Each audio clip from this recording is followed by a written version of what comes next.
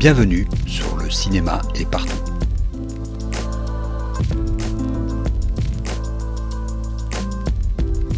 Un podcast sur l'industrie du cinéma et ses évolutions.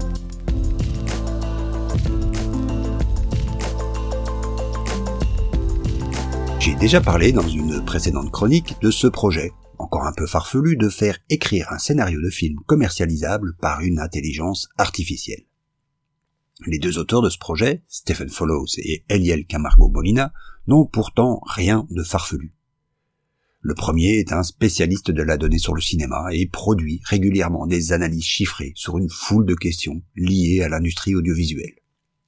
Le second est un theoretian physicist, ce qu'on pourrait traduire par un théoricien de la physique, à l'université d'Uppsala, et un data scientist. Leur projet est avant tout une expérience sur les capacités des intelligences artificielles à améliorer le processus créatif. Il se trouve qu'ils ont signé un contrat d'exclusivité avec un studio, ce qui les empêche de dévoiler le contenu précis de leur expérience. Mais avec l'argent que leur a apporté ce contrat, ils ont créé un podcast de 4 épisodes, Authored by AI, dans lequel ils explorent les possibilités, mais aussi les possibles conséquences de l'introduction de l'intelligence artificielle dans la production de films. Je voudrais m'attarder plus particulièrement sur l'épisode 2 du podcast, intitulé « We Show It to a Pro ».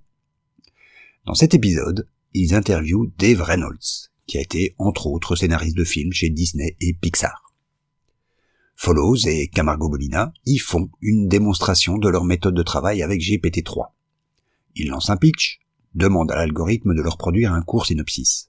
Le synopsis amène plusieurs questions qu'ils soumettent à GPT-3.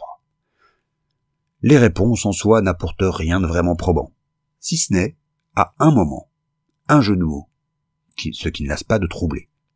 Mais cela produit, automatiquement, chez Reynolds et les deux auteurs, une foule d'idées dont on se demande s'ils auraient pu leur advenir s'ils n'avaient pas reçu de telles réponses, parfois absurdes. En quelques minutes, sous nos yeux, enfin, dans nos oreilles, ils sont arrivés à une multitude de pistes scénaristiques qui auraient mis plusieurs heures à éclore, voire ne le seraient jamais venues à l'esprit sans l'apport de l'IA. Cette manière de traiter l'intelligence artificielle comme un auteur supplémentaire à la table d'écriture est évidemment stimulante.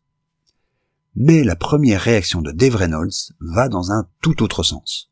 À l'issue de la démonstration, il fait remarquer aux deux auteurs qu'ils vont avoir de gros problèmes avec la guilde des scénaristes.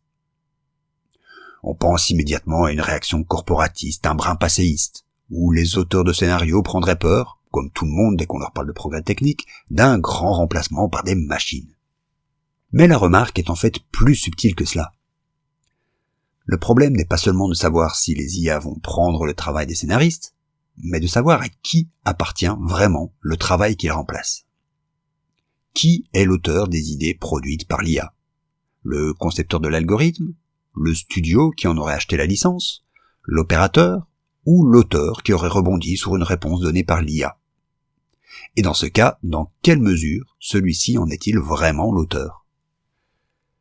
Les deux podcasteurs ont, eux, stipulé dans leur contrat qu'ils sont les auteurs du scénario en tant qu'opérateurs de l'algorithme. Mais on parle ici d'un cas particulier, expérimental. Nul doute que des armées d'avocats sont déjà en train de plancher sur la question, au cas où les avancées des technologies d'intelligence artificielle se développeraient dans ce sens. Nous sommes ici en plein dans la logique des autoproclamées technologies disruptives. Exploiter un vide juridique le plus vite possible, installer sa domination dans le secteur avant même qu'une législation vienne la réguler. Dans le cas présent, ce qui serait attaqué par cette disruption, c'est le droit d'auteur. Historiquement, le droit d'auteur est lui-même venu couvrir un vide juridique, créé par l'industrialisation. Avant cela, le concept même de propriété intellectuelle n'avait pas vraiment de sens. L'idée n'apparaît qu'à la toute fin du XVIIIe siècle avec l'essor du capitalisme et sa révolution autour du concept de valeur. Avant l'industrialisation, une seule variable créait la valeur d'un produit. L'effort humain mis dans la transformation de matière en marchandise. L'effort physique et intellectuel était indissociable. Concevoir quelque chose, c'était le fabriquer de ses mains. Point. Mais dès que l'on fait intervenir des machines, l'effort physique de construction de cette machine n'épuise pas la valeur commerciale de l'effort intellectuel nécessaire à sa conception. Je m'explique. Le fait d'avoir conçu et fabriqué une machine, typiquement une machine à tisser, contribue à réduire le coût de fabrication des tissus et à en produire plus dans un laps de temps donné. Or, cette machine elle-même, qui crée donc de la valeur par sa simple existence, est duplicable à l'infini. Il est très vite apparu anormal que la plus-value que crée cette nouvelle machine ne revienne pas en partie à son concepteur. C'est grâce à son idée que d'autres peuvent gagner plus d'argent. D'où la naissance des brevets, qui elle-même assez rapidement conduit à sa duplication dans le monde culturel, le droit d'auteur. Revenons-en à aujourd'hui, où le droit d'auteur est devenu la principale, si pas l'unique, source de rémunération pour une série de professions artistiques, dont les scénaristes. Voilà ce que viendrait disrupter l'intelligence artificielle. Pas vraiment, on le sent bien, le travail créatif en lui-même, mais plutôt sa rémunération, sous prétexte de faciliter, d'accélérer la créativité. Il y a, me semble-t-il, deux manières de prendre la question de cette possible disruption. Soit défendre à tout prix l'institution du droit d'auteur comme fondement de notre conception de la culture dans nos sociétés, auquel cas, effectivement, il faudrait une législation à la fois précise et rapide sur la définition d'un auteur, maintenant que des éléments non humains peuvent potentiellement intervenir dans le processus.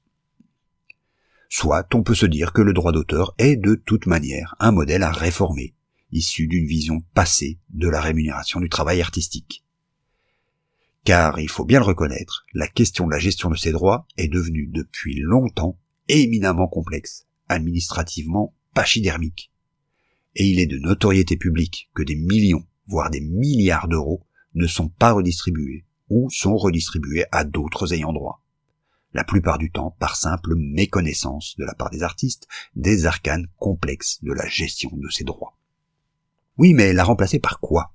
Quel système peut assurer une juste rémunération des créateurs et créatrices?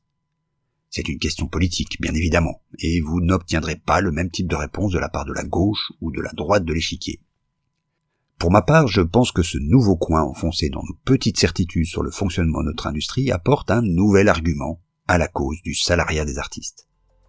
Mais ce sera peut-être pour une autre chronique. À la semaine prochaine.